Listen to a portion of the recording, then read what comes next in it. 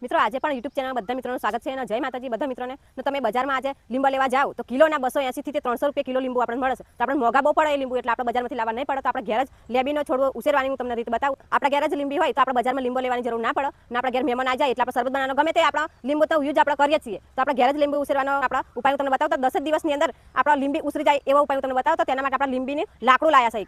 તો આ લાકડું તેના માટે આપણે લીંબીનું લાકડું આપણે લાવી દેવાનું છે. ગમે તો કોઈના ઘેર લીંબી ઉછરી હોય તો એના ઘેરથી તમારે એક જ વેતની લીંબીનું લાકડું આપણે લાવી દેવાનું છે. અને આની અંદર આ કઈ રીતના આપણે ઉછેરવાની છે 10 દિવસની અંદર આપણી ડોકરીઓ ફૂટી જાય એ રીતના આપણે એનો ઉપયોગ કરીએ તો કઈ રીતના શું આપણે અંદર નાખશું તો આપણે 10 દિવસની અંદર આપણી લીંબી ફૂટીને તૈયાર થઈ જશે. અને 4 થી 5 મહિનાની અંદર તો લીંબુ પણ લાગવા મળશે. એવી રીતે હું તમને બતાવું પણ તમે વિડીયોમાં બનાવી રહેજો ને વિડીયો પૂરો જોજો તો તમને ખબર પડશે કે લીંબી કઈ રીતના આપણે ઉછેરવાની છે. એમ તો તેના માટે આપણે ગમલો લીધો છે તો આપણે બજારમાંથી નહીં લાવીને આપણે ઘેર જ તેલનું ડબલું હોય એનું અમે બનાવી દીધું છે. આ રીતના આપણે બે કાણા પાડી દેવાના છે. તો બે કાણા પણ આપણે પાડી દીધા છે. તો કાણા ના પાડીએ તો પાણી અંદર ભરાઈ રહે તો પછી આપણી લીંબી ફૂટે નહીં. તો પછી કાણા એ રીતના આપણે પાડી દેવાના છે. એની અંદર આપણે રેતી નાખવાની છે. તો પ્યોર રેતી આપણે લીધી છે. એની અંદર માટી નહીં નાખવાનું કે છોણિયું ખાતર પણ નહીં નાખવાનું. ન રેતી જ આપણે એની અંદર નાખવાની છે. તો આપણે રેતી એની અંદર નાખી દઈએ આ રીતના.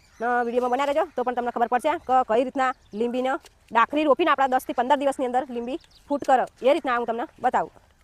તો આપણે રેતી ભરી દીધી છે અને આગળ એ ડોકરી આપણે કઈ રીતના રોપવાની છે એ પણ તમને બતાવું પણ તમે વિડીયોમાં બનાવી રહેજો. તો આપણે એલોવેરા લાવી દીધી છે. આપણા વાડામાં જતી તો એલોવેરાની એક ડાકરી પણ મેં લાવી દીધી છે. તો આ એલોવેરા આપણે શું કામ લાગશે કે આગળ લીંબીની ડાકરી હોય એની અંદર આ ડોકરીની મૂળની અંદર આપણે લગાવીએ તો આપણે કઈ રીતના લગાવવાનું છે તો આ રીતના લગાવવાનું છે. તો 7 થી 10 દિવસની અંદર આપણો એકદમ ઝડપી વિકાસ કરી દે. તો આ રીતના આપણે 10 થી 15 મિનિટ આપણે આ ડાકરી હોય એવા એલોવેરાની અંદર આપણે નાખી મૂકવાની છે ને પછી આગળ શું કરવાનું એ પણ તમને બતાવું. તો એકદમ આપણે પલરી જાય ડાકરી અને અંદર રસ જતો રહે એલોવેરાનો પછી આપણે ડાકરી કાઢવાની છે. તો આપણે 10 થી 15 મિનિટ થઈ જશે અને આપણે ડોકરીની મૂળ આવે ને એની અંદર બરાબર આપણે એલોવેરા જેલ લગાવી દેવાની છે. આ રીતના તમે ડોકરી કરશો તો બધી જેલ આ ડોકરીની મૂળની અંદર આ રીતના ચોટી જશે. તો બરાબરની આપણે લગાવી દઈએ એલોવેરા. તમે પણ એલોવેરા નહીં લગાવો તો 8 થી 10 દિવસની અંદર ફૂટ નહીં કરે ડોકરી પછી સુકાઈ જશે. તમે એલોવેરા નહીં લગાવવાનું તો આ રીતના આપણે એલોવેરા જેલ લગાવી દેવાની છે બરાબર નહીં. તો આપણે લગાવી દીધી છે. હવે કઈ રીતના આપણે લગાવવાની છે હવે કઈ રીતના આપણે રોપવાની છે એ પણ હું તમને બતાવું. તો આની અંદર આપણે પાણી નાખવાનું છે. તો આપણે પાણી સાદું લીધું કઈ કેમિકલ વાળું લીધું નહીં. આપણે છાંટી દઈએ રેતી એકદમ પલરી જાય તરથી ઉપરથી બધી રેતી એ રીતના આપણે પાણી અંદર છાંટી દઈએ. તો તમે પણ આવો ગમલો લો તો એની અંદર કાણા પાડવાનું તો ભૂલતા નહીં. પહેલા તમે કાણા પાડી દેજો ને કાણા નહીં પાડો તો પાણી અંદર હશે તો તેના બદલે પેલી ડોકરી હશે ને એ કોઈ જશે પાણી અંદરથી નીકળે નહીં. એટલે પાણી રહે એટલે ગમે એવી ડોકરી આપણે રોપીએ તો કોઈ જાય. એટલે પહેલા તો કાણા પાડી દેજો તમે. રેતી પલાળી દીધી છે ને હવે આપણે ડોકરી રોપી દેવાની છે. ને કઈ રીતના રોપવાની તો આ ડોકરી વધારે અંદર આપણે રોપવાની નથી. ખાલી 2 ઇંચ આટલી જ રોપવાની છે. તો આપણે એ રીતના આપણે રોપી દઈએ.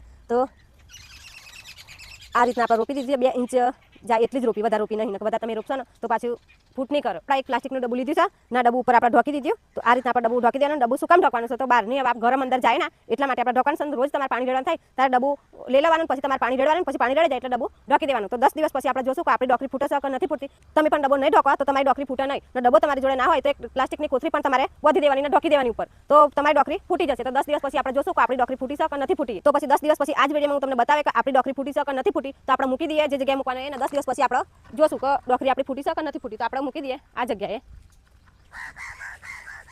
તો આપણે આ જગ્યાએ મૂકી દીધી છે ને હવે 10 દિવસ પછી હું તમને કહીશ ને બતાવે પણ આ જ વિડીયોમાં કે આપણી ડોકરી ફૂટી કે નથી ફૂટી. તો મિત્રો આપણે પહેલા લીંબીની ડાકડી રોપેલી તો આજે 10 દિવસ પૂરા થઈ ગયા છે ને એ ફૂટી છે કે નથી ફૂટી એ પણ તમને બતાવું ને. રોજે અમે પાણી એના આપતા હતા તો પણ એ લીંબી આપણી ફૂટીને તૈયાર થઈ જશે અને કેવી ફૂટી એ પણ તમને બતાવું. તમે વિડીયોમાં બન્યા રહેજો. તો આપણી લીંબી ફૂટી છે સરસ મજાની.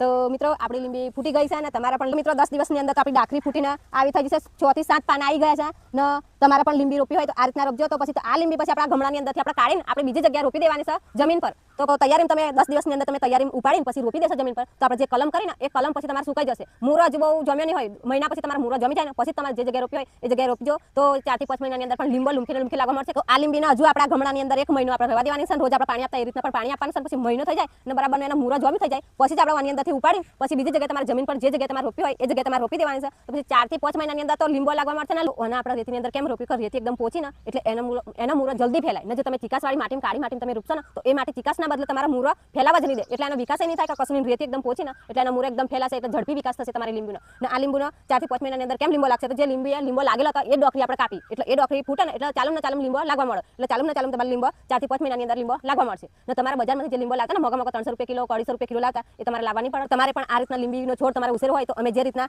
લીંબુનો કલમ કરી ડાકરી લાવીને એ રીતના